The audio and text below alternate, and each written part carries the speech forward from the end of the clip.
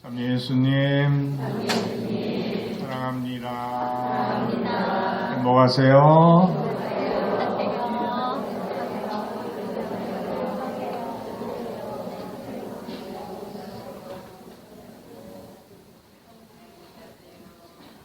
한 주간 평안하셨습니까? 네. 날도 춥고 길도 미끄러운데 오시느라 고생들 하셨습니다. 그래도 기쁜 마음으로 오셨죠? 네. 주님께서 우리를 찾아 저 먼 곳에서부터 오시는데 나는 그분을 맞으러 기쁜 마음으로 달려올 수 있다면 우리들 안에는 밝은 빛이 비치게 됩니다. 대림 제4주일입니다. 그리고 제대 앞에는 대림환의 초가 이제 4개 다 환하게 밝혀졌습니다. 대림절을 시작하면서 1개의 초, 그리고 다음 2개, 3개, 지금 4개. 그 이야기는 성탄이 우리에게 다가올수록 우리 마음에, 우리 삶에 빛이 밝게 비춰온다는 의미를 담고 있습니다. 빛이 비춰온다는 이야기는 무엇일까요? 우리의 삶이 내 자신의 죄로 말미암아 묶여 있을 때 온갖 죄, 탐욕과 미움과 원망과 불평과 질투와 시기와 갖가지 죄로 내 마음이 닫혀 있을 때 나는 어둠일 수밖에 없습니다. 그런데 주님으로 말미암아 나는 그 죄를 하나씩 벗어버리고 그 은총 안에서 새 사람이 되어가는 것이겠죠. 무거운 죄에 억눌려 있는 우리가 좀 더 자유롭게 사랑하는 사람으로, 그리고 다른 사람에게 기쁨을 주는 사람으로 행복하게 살아가는 삶으로 변화되는 것이 바로 빛으로 나아가는 삶이라 여겨집니다.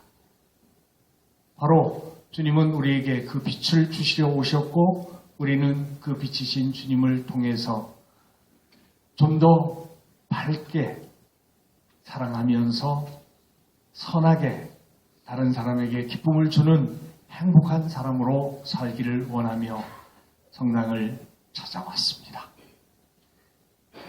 우리가 대림 4주일을 지내면서 교구장님의 사목지침에 따라서 행복의 해를 지내기 위해서 어떻게 해야 행복한 사람이 될까 하는 것을 이야기했습니다.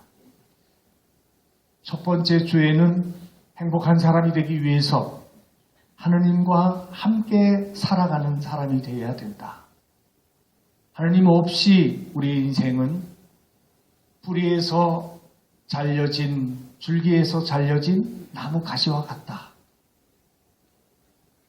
그리고 너희가 나를 떠나서는 아무것도 할 수 없다 하는 주님의 말씀을 마음에 새기면서 주님과 함께 살아야 행복한 사람이 될 수 있다는 것을 확인했습니다. 그리고 우리는 성모님이 가장 복되신 분이 되신 이유는 다른 것이 아니라 주님께서 함께 계시기 때문에 복된 여인이 되셨다는 것을 알게 됐습니다. 그래서 우리도 행복하기 위해서 한순간도 주님을 떠나지 않고 살아가는 그런 신앙인이 되겠다고 다짐하면서 살아야 된다는 것을 말씀드렸습니다. 그리고 대림 2번째 주에는 행복하기 위해서 또 뭘 해야 된다고 그랬습니까? 탐욕을 버리고 겸손하게 살아가야 된다 하는 말씀을 드렸습니다. 돈은 우리가 살아가는 삶의 수단이지 목적이 될 수 없습니다. 그뿐더러 그 욕심은 절대로 채워지지 않는다. 그렇기 때문에 탐욕에 빠진다는 이야기는 죄의 노예가 된다는 이야기고 행복도 잃어버린다는 뜻입니다. 성경은 탐욕이 죄의 근원이고 죄와 죽음과 파멸을 불러온다고 우리에게 가르쳐 줍니다. 그리고 탐욕 못지않게 더 나쁜 것이 교만이다. 그래서 남을 무시하고 얕잡아보는 그런 교만으로 자신의 영혼을 더럽히지 말고 정말 겸손한 마음으로 서로 남을 자기보다 낮게 여기는 사람으로 살아가는 것. 예수 그리스도께서 지니셨던 바로 그 마음을 우리 안에 간직하는 것이 행복의 길이라는 것을 말씀드렸습니다. 그리고 세 번째 주인 대림 3조에는 지난주일이죠. 행복하기 위해서는 선한 인간관계를 맺으며 살아야 된다. 내가 아무리 돈이 많고 아무리 건강하고 모든 조건이 다 갖춰졌다 하더라도 함께 살아가고 있는 부부나 부모나 자녀와의 관계가 뒤틀려 있고 어지러우면, 그리고 함께 사는 이웃들과의 관계가 미움과 원망과 불평으로 가득하다면 절대로 행복할 수가 없다. 그러니까 선한 인간관계를 맺으며 살아가야 우리는 행복한 사람이 될 수 있다는 것을 말씀드렸습니다. 선한 인간관계를 맺기 위해서는 소통이 잘 될 수 있어야 되고, 소통이 잘 되려면 내 말만 하지 말고 귀를 기울여 경청할 줄 아는 그런 대화를 할 줄 알아야 된다. 하나님의 말씀에 귀를 기울이듯 함께 사는 사람의 한숨소리에 그 아픔에 하소연에 귀를 기울일 줄 알고 소리가 아니라 마음을 들을 줄 아는 삶이 되어야 된다는 것을 이야기했습니다. 그러면 이제 오늘 대림 제4주일인 오늘은 어떻게 해야 우리가 행복하게 되는가? 한마디로 감사하며 살아야 됩니다. 감사할 줄 아는 삶을 사는 사람이라야 진정 행복할 수 있는데, 감사하지 않고 불만이 가득 차서 늘 불평이 떨어지지 않으면 아무리 주셔도 행복할 수가 없다. 그런데 삶의 조건이 여러 가지 힘들고 어려운 불편함이 많은데 어떻게 감사할 수 있습니까? 이야기하면 바오로 사도가 말씀하셨듯이 어떤 처지에서든 감사해야 된다. 그래서 그런 예를 들었죠. 촛불을 보고 감사하는 사람에게 하느님은 별빛을 주시고, 별빛을 보고 감사하는 사람에게 달빛을 주시고, 달빛을 보고 감사하는 사람에게 햇빛을 주신다. 그러니까 작은 것 하나라도 감사할 줄 알면서 살아야 되는데, 제일 먼저 감사해야 될 것은 뭘까요? 먼저 건강을 주신 하느님께 감사하면서 살아야 됩니다. 건강은 그 자체로 하느님의 은혜요 선물입니다. 내 생명도 내 것이 아니다. 그럼 하느님의 선물인데 그것을 받고도 감사할 줄 모른다면 우리는 참 부끄러운 사람일 수밖에 없다. 내 건강을 주신 하느님께 감사를 드리려면 내가 내 몸을 알아야 돼. 그리고 내 몸이 하는 말을 들을 줄 알아야 된다. 우리가 몸이 아프거나 병이 생기는 것은 영혼이 스스로를 표현하는 표지로 알아들어야 합니다. 병을 통해서 몸은 우리가 어떻게 살고 있는지 이야기해 줍니다. 건강은 몸만이 아니라 마음과 영혼까지 포함한 4차원을 가지고 있습니다. 그래서 행복에 대해서도 지금 1, 2, 3, 4주 4가지 차원에서 행복의 4주를 얘기했다면 이 건강에 대해서도 4가지 차원에서 생각해 볼 수 있다. 첫 번째는 육체적인 건강이겠죠. 건강이 내 몸뚱이가 아프지 않고 건강한 것, 또 육체적 만족감을 주는 것이나 외모가 또 자기 만족스러운 것이 될 때 우리가 건강하다고 생각하게 되겠죠. 그 다음에 두 번째는 심리적 차원의 건강이라고 볼 수 있는데, 이것은 자존감이라고 볼 수 있고 다른 사람에게 인정받고 사랑받고 있다는 그런 느낌을 갖는 것이라고 볼 수가 있고, 자기가 외톨이가 아니고 어딘가 소속되어 있다. 그래서 사랑하는 사람을 찾는 것이고 가족이 필요한 것이겠죠. 그리고 세 번째 차원에서는 정신적 건강이라고 볼 수 있죠. 정신적 차원의 건강. 이것은 뭐예요? 비록 몸은 힘들 수 있지만 누군가를 위해서 봉사하고 사랑을 실천하고 용기 있게 진리를 말할 줄 알고 희생할 줄 알고 또 용서할 줄 알고 참아줄 줄 알고 정직하게 성실하게 살아갈 수 있는 도덕적 삶을 통해서 얻게 되는 행복이라고 볼 수가 있습니다. 그런 삶을, 그런 마음을 가진 사람이라야 건강한 사람이다 표현할 수가 있겠죠. 자기밖에 모르는 이기적인 사람, 절대로 우리가 건강한 사람이라고 말할 수 없습니다. 그 다음에 마지막으로 네 번째, 영적인 차원에서의 건강을 표현할 수 있는데, 영적 차원은 뭐예요? 하느님과의 관계 속에서 하느님과의 친밀한 관계를 유지하고 그분과 일치를 이루는 것이죠. 내 생명의 근원은 하느님이셔요. 등불이 켜지려면 기름이 있어야 되듯이 나무가 자라려면 땅속에 묻혀서 보이지 않는 뿌리가 있고 그 밑에 물이 있고 흙이 있어야 되듯이 우리의 삶은 하느님 없이는 싱싱하게 건강하게 살 수 없다는 얘기죠. 근데 마치 하느님 없이도 잘 살 수 있는 것처럼 건강할 수 있다고 착각하는 것은 뭐예요? 진정한 건강이 아니다. 이렇게 표현할 수가 있을 것 같습니다. 그리고 이 네 가지 차원의 건강을 누릴 수 있어야 진짜 건강한 사람이고, 이 건강을 4차원적인 차원에서 건강해야 정말 행복한 사람이 될 수 있다. 그래서 이런 부분에 있어서 우리는 감사를 드릴 수 있는 사람이 되어야 된다고 생각을 합니다. 육체적, 심리적, 정신적, 영적 차원의 건강이 조화를 이루어야 충만한 행복을 누릴 수 있는데, 그렇지 못하다면 어느 차원에서든 조화를 잃어버렸다는 뜻이고, 우리는 그것을 병이라고 부릅니다. 병과 아픔은 우리의 건강 상태에 대해서 정직하고 중요한 메시지를 전해줍니다. 그리고 병은 하느님께서 우리 몸 안에서 우리를 만나기 위해서 주시는 기회다.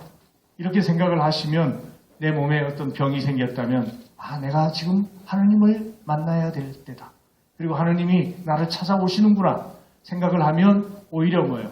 아픔과 질병이 은총의 시간이 될 수 있다는 얘기도 돼요. 그것을 깨달을 수 있는 사람이 진짜로 건강한 사람이고 참된 행복을 누릴 수 있는 사람이라고 봅니다.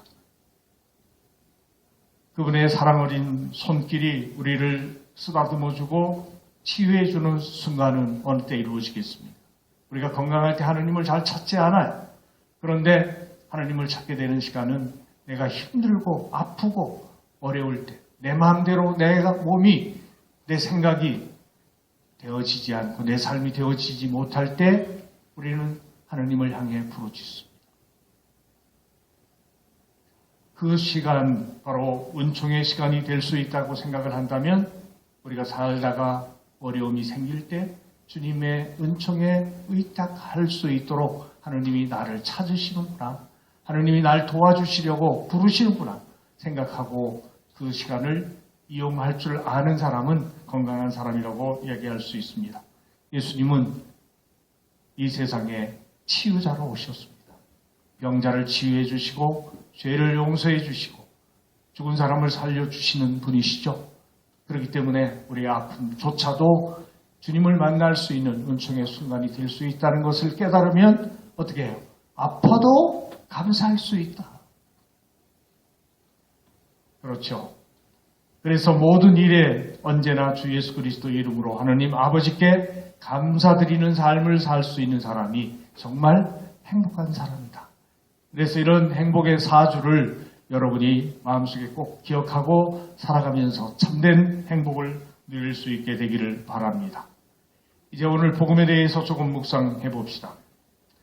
오늘 복음은 의로운 사람에 대해서 이야기를 합니다. 일반적으로 의롭다고 얘기할 때는 규범의 법에 충실한 사람을 가르칩니다. 구약 성경에서 보면은 대표적으로 누구를 의롭다고 얘기하냐면 노아와 아브라함과 모세 그리고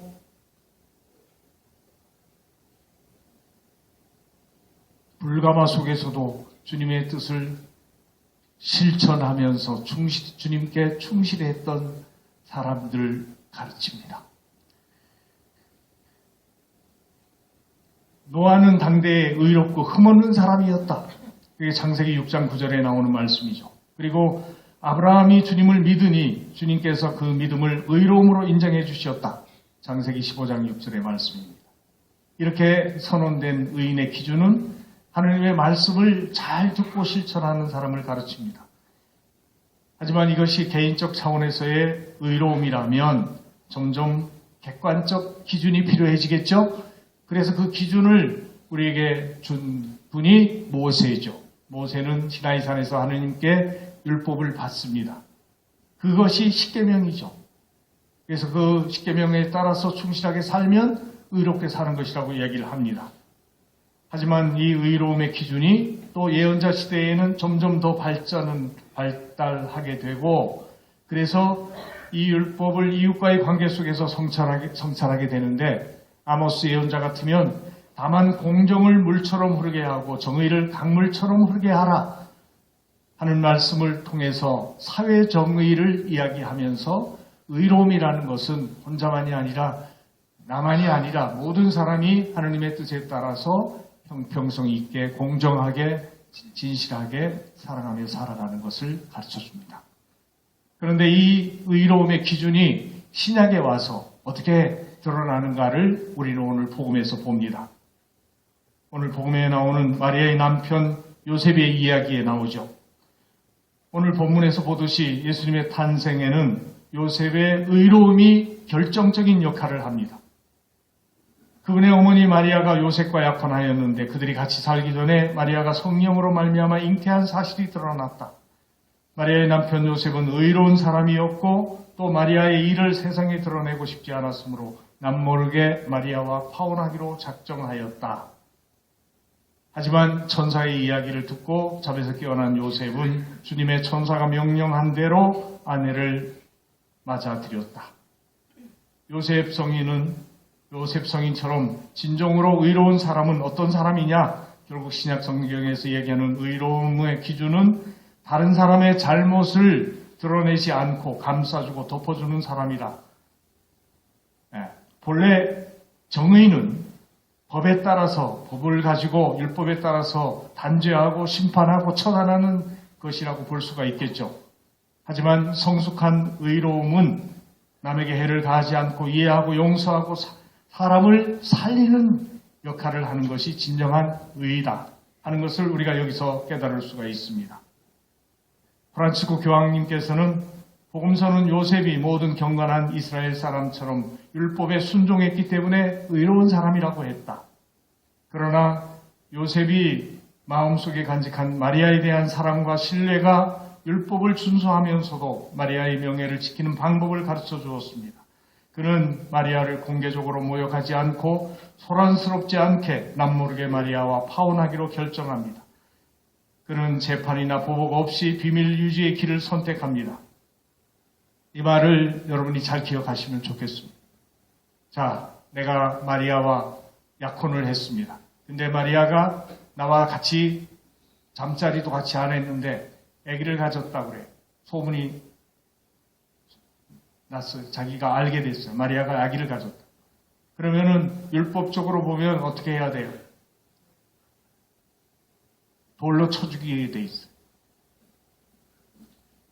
그리고 이것을 하려면 사람들에게 법에 알려야지요. 근데 이걸 알리지 않으면 또 무슨 죄가 해당돼요? 요즘 같으면 불고지죄죠. 죄를 지은 걸 알면서도 고발하지 않았다고. 우리 천주교 신자들이 오가작동법 때문에 얼마나 많이 죽었는지 아시죠? 천주교 신자라는 것을 알면서도 고발하지 않으면 같이 죄를 묻고 처단하기 때문에 얼마나 많은 신자들이 그로 말미암아 고통받고 죽었는지 몰라요. 그걸 생각하면 예를 들어서 요셉이 법을 지킨다는 명목으로 마리아를 간통죄를 지었다고 내가 같이 자지도 않았는데 애를 가졌다고 고발하면 어떻게 되겠어요? 그렇다고 그 여자를 내가 같이 자지도 않았는데 애를 가진 여자를 여러분 아내로 맞아들일 수 있겠습니까? 마리아도 엄청난 결단으로 성령으로 말미암아 예수님을 잉태하게 됐고 또 그 남편 요셉이 이런 엄청난 결단을 통해서 그 의로움으로 마리아를 아내로 맞아들였기 때문에 어떤 일이 가능해요. 예수님이 마리아에게서 탄생할 수 있었고 이 세상에 구세주가 오실 수 있게 됐다는 얘기죠. 법만 따져가지고 한다면 절대로 예수님은 이 세상에 오실 수 없었다. 이러면 진짜 의로움이라는 것이 뭔가 하는 것을 우리는 분명히 알아야 돼. 법은 무엇을 위해서 있는가? 사람을 살리기 위해서 있는 거지 단죄하기 위해 있는 게 아니라는 것. 그렇기 때문에 예수님 시대에 계속 율법학자나 바리사이들에 대해서 예수님이 고발하고 계신 것이죠. 우리 시대에 검찰들이 대통령이 돼가지고 법으로 모든 것을 하겠다고 이것이 좋은 세상을 만드는 것이라고 생각하면 안 된다. 정말 하느님이 이야기하시는 의로움, 그것이 행복한 사람의 길이라면 어떤 것이 진정한 의로움인지를 우리는 깨닫고 살 수 있는 그런 지혜를 얻어야 된다는 이야기고 우리도 그런 마리아와 요셉의 마음으로 살아가야 된다는 이야기입니다. 교황님은 그런 말씀을 하셨습니다. 우리는 소문이나 좋지 않은 소식이 조금이라도 들리면 곧장 뒷담화하러 달려갑니다. 우리는 하지만 요셉 성인은 침묵을 지켰습니다. 심판과 단죄보다 사랑의 계명이 우선하였기 때문입니다. 만약 계명대로 결정하고 사랑을 외면했다면 요셉은 마리아에게 죄를 물어 죽였을 것입니다. 그렇다면 구세주는 이 세상에 오실 수 없었을 것이고 우리는 구원받지 못했을 것입니다. 오늘 화답송에서 그러면 우리가 어떤 마음으로 의로운 사람으로 깨끗하게 살아야 되는지를 이렇게 노래합니다. 누가 주님의 산으로 오를 수 있으랴? 누가 그 거룩한 곳에 설 수 있으랴? 손이 깨끗하고 마음이 결백하니 헛것에 정신을 팔지 않는 일 안에 그는 주님께 복을 받으리라. 구원의 하느님께 의로움을 얻으리라. 어떤 사람인지 아시겠죠? 이 말씀을 우리는 묵상하면서 이제 얼마 남지 않은 주님의 성탄을 잘 준비하며 복된 주님의 자녀들이 되었으면 좋겠습니다. 잠깐 묵상합시다.